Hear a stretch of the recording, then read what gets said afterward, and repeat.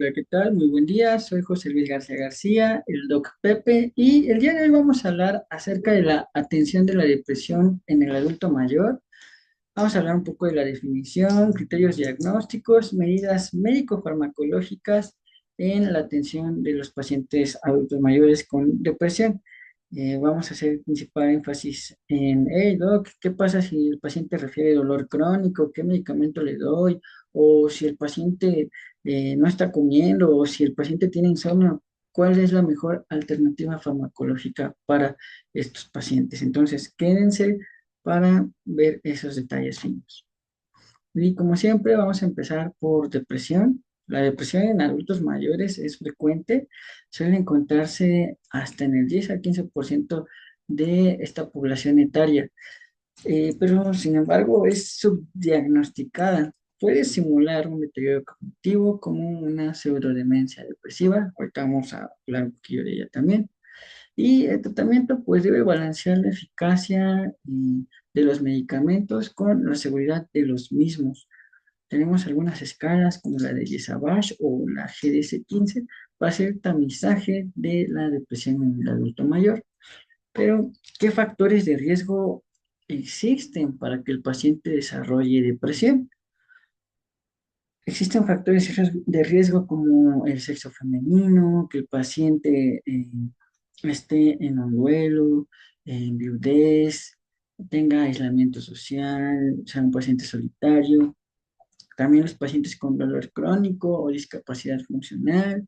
De hecho, si un paciente nos va refiriendo dolor durante mucho tiempo, hay que pensar que también esté con un cuadro de depresión, es un paciente que ya se ganó sí o sí que le hagamos escalas de tamizaje para depresión, como son las que ya les decía, GDS-15 o Yesabach. También enfermedades como una enfermedad vascular cerebral, un Parkinson, diabetes, cardiopatías, también son factores de riesgo para que el paciente desarrolle depresión. Asimismo, existen algunos fármacos que podemos considerar como depresógenos que pueden producir depresión por uso crónico. Por ejemplo, se ha asociado con el uso de corticoides, betabloqueadores, algunas benzodiazepinas, algunos opioides también pueden degenerar la salud del paciente y generar depresión.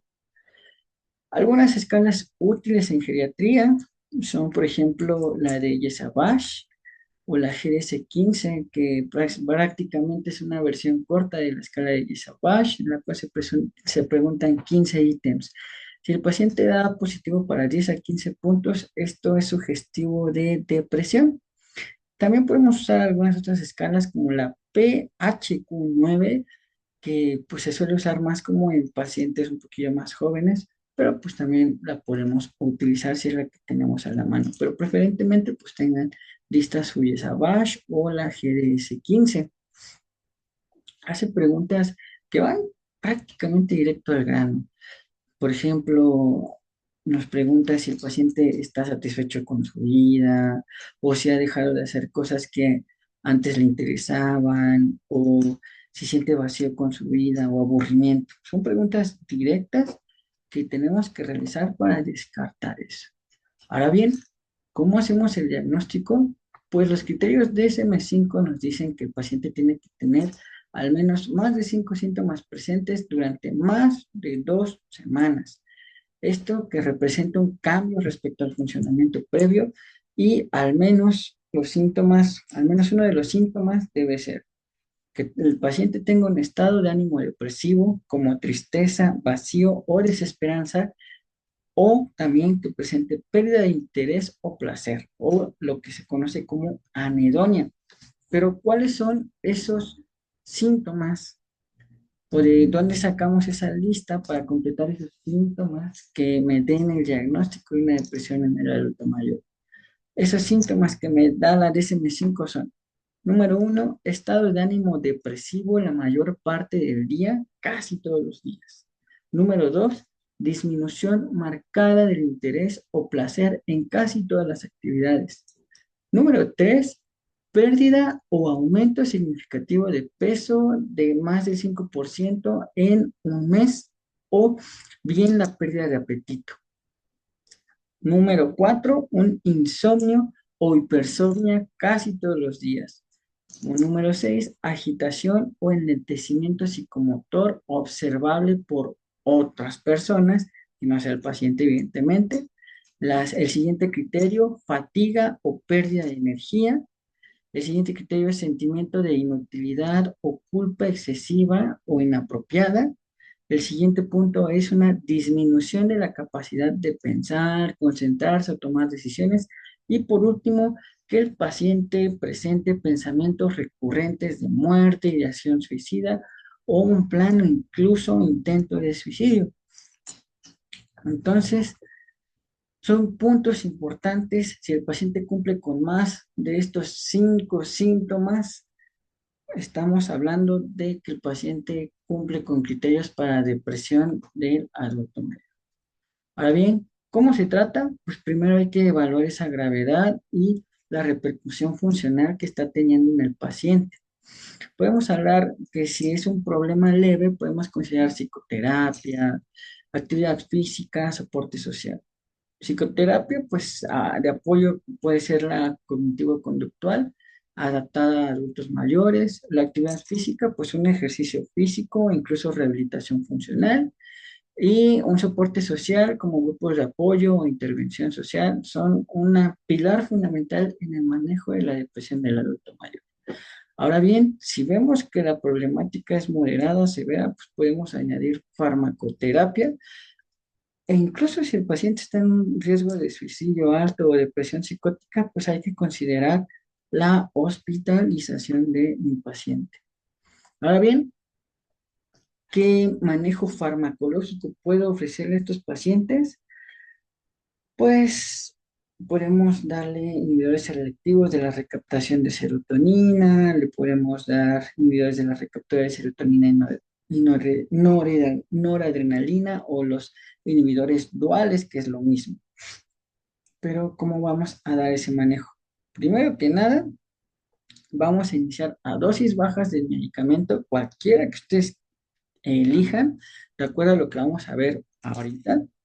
Y una vez que hayamos iniciado dosis bajas de los medicamentos, vamos a reevaluar a las 4 a 6 semanas. Si hay respuesta parcial, pues hay que aumentar la dosis gradualmente del medicamento que hayamos decidido brindar. Y si no hay respuesta a los 2 meses, pues de plano hay que cambiar la clase de antidepresivo que estamos utilizando. ¿Cuánto tiempo vamos a dar el tratamiento de farmacológico de antidepresivos? Bueno, aquí es importante, si es el primer episodio de depresión que ha tenido el paciente durante su vida, pues vamos a mantener el tratamiento al menos un año después de remitida la sintomatología de la depresión. Pero si hay múltiples episodios o hay alto riesgo de recaída para la depresión, podemos considerar en dar un tratamiento de manera indefinida. Ahora sí, hablemos un poquito más de los antidepresivos que podemos utilizar. Hagamos énfasis en primer lugar en los inhibidores selectivos de la recaptura de serotonina, como por ejemplo la sertralina, el citalopram, fluoxetina o paroxetina. Pero pues de primera línea en el adulto mayor, pues son estos los ISRS y por su seguridad, pues sin duda alguna podemos utilizar la sertralina en muchos casos. ¿Qué riesgos tenemos con el uso de los inhibidores selectivos de la recaptura de serotonina como la sertralina? Pues, riesgos como una hiponatremia secundaria a un SIAD, un síndrome de secreción inadecuada de la hormona antidiurética, que es lo mismo. Podemos también tener mayor riesgo de caídas, una prolongación del QT, sobre todo con el uso de citalopram y escitalopram. También podemos tener interacciones con el citocromo, por ejemplo, con la fluoxetina y la paroxetina. Entonces, los preferidos en este grupo serían la sertralina y el escitalopram, puesto que han demostrado tener mayor seguridad en adultos mayores y menos interacciones medicamentosas. Dentro de este grupo de los inhibidores selectivos de la recaptura de serotonina, tendremos que evitar la paroxetina porque tiene un efecto anticolinérgico. Pues ya sabemos, como hemos visto en otros temas como la enfermedad de Alzheimer o incluso con la demencia, el efecto anticolinérgico pues deteriora el estado cognitivo del paciente que lo puede llevar a delirium incluso.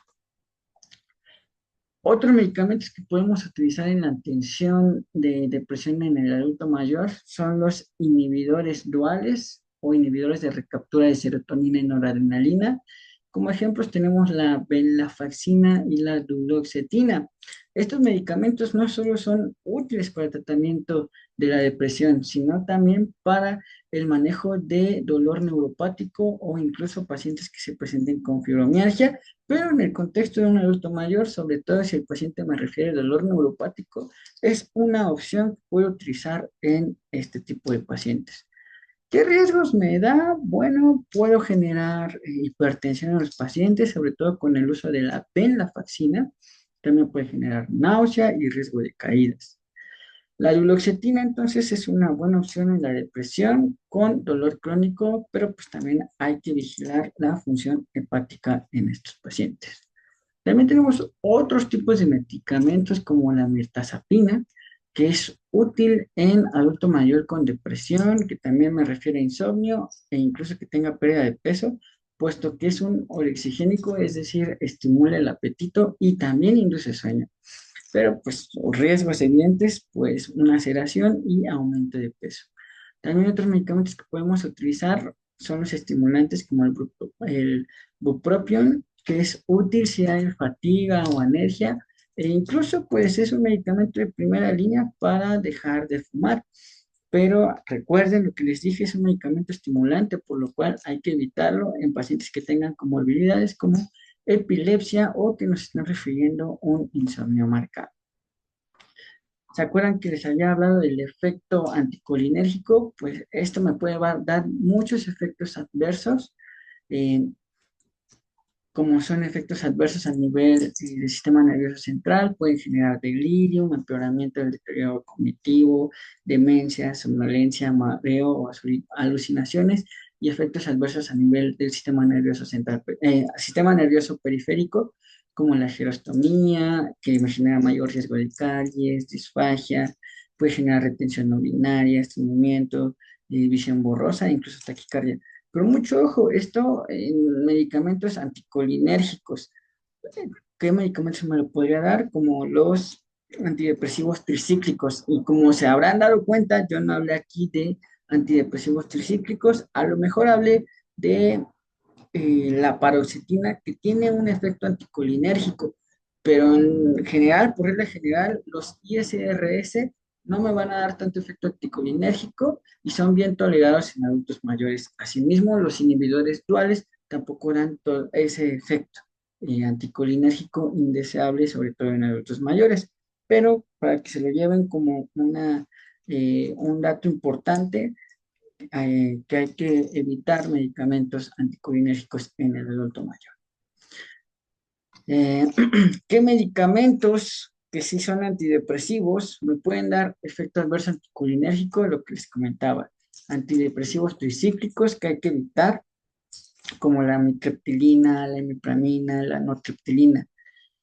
Podrían considerar si es que están contraindicados los ISRS o los IRSN. Podríamos considerar algún antidepresivo tricíclico como la nortriptilina o la descipramina.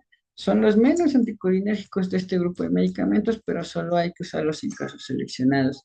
También los inhibidores de la monoaminoxidasa, como la rasagilina, hay que tratar de evitarlos en los adultos mayores. De hecho, son muy poco usados en la depresión y pues te da también un riesgo de crisis hipertensiva, como la venlafaxina, pero eso es tema aparte. Y pues tiene múltiples interacciones medicamentosas.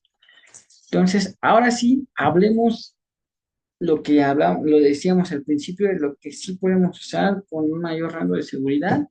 Por ejemplo, los inhibidores selectivos de la recaptura de serotonina, ya se los comentaba, la sertralina.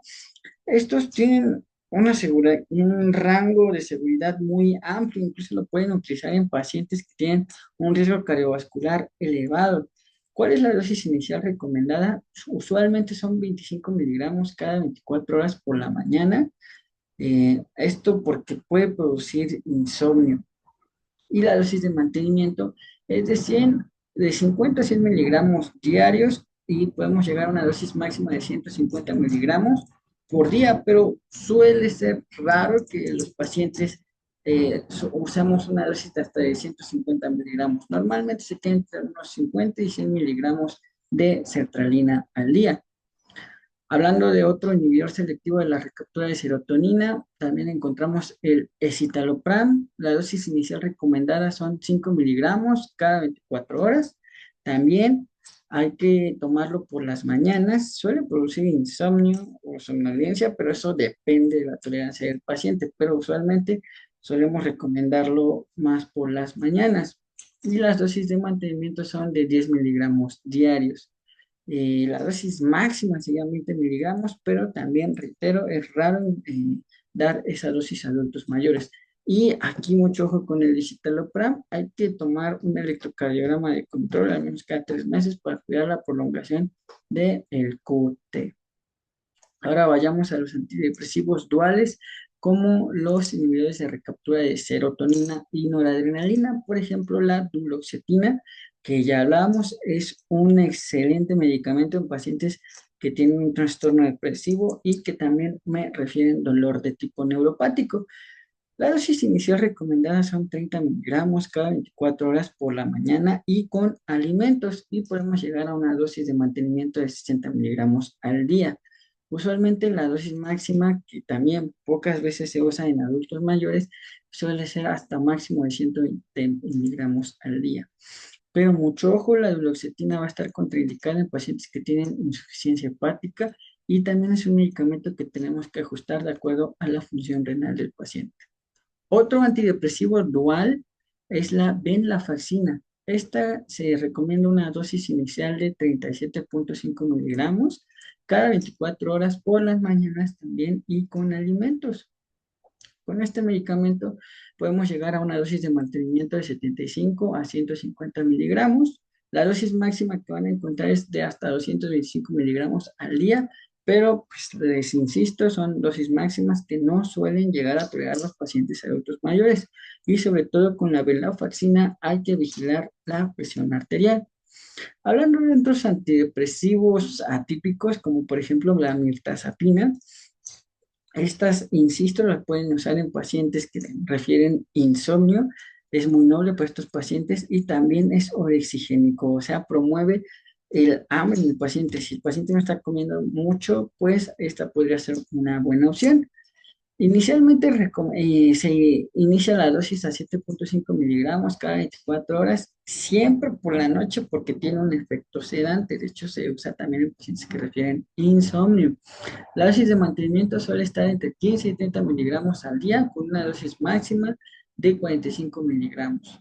Mucho ojo, el paciente suele presentar aumento de peso, dislipidemia, incluso síndrome de piernas inquietas en algunos pacientes. Y para terminar, otro antidepresivo atípico, como por ejemplo el bupropión, que inicialmente se inicia a una dosis de 150 miligramos cada 24 horas, siempre por la mañana, porque es un medicamento estimulante, con una dosis de mantenimiento recomendada de 300 miligramos al día. La dosis máxima del bupropión es de 450 miligramos al día. Insisto, es un medicamento activador, aumenta el riesgo convulsivo, entonces contraindicado en pacientes con antecedente de epilepsia, también puede generar ansiedad, agitación e insomnio. Entonces, hasta aquí con el video del día de hoy. Espero les haya quedado muy claro como esos aspectos finos. Sertralina es un ISRS con mayor amplio aspecto terapéutico, es muy seguro. También podemos utilizar el escitalopram como ISRS. Si el paciente, además de tener un cuadro depresivo, refiere a un cuadro de dolor neuropático o incluso si es un paciente con fibromialgia, su mejor opción sería un inhibidor dual, un IRSN, como sería la duloxetina o la venlafaxina, con el inconveniente en la venlafaxina que puede generar crisis hipertensivas. Y finalmente, pues podemos tener una buena opción con la mirtazapina si nuestro paciente refiere insomnio o incluso si tiene pérdida de peso. Y el bupropion, que también es una excelentísima opción y que se suele usar también para el manejo de el tratamiento de adicciones como pacientes que desean dejar de fumar. Y pues hasta aquí con el video de hoy. Espero les haya agradado, que se hayan llevado los datos finos en el manejo médico farmacológico de estos pacientitos. Y pues dejen un comentario. Bye bye.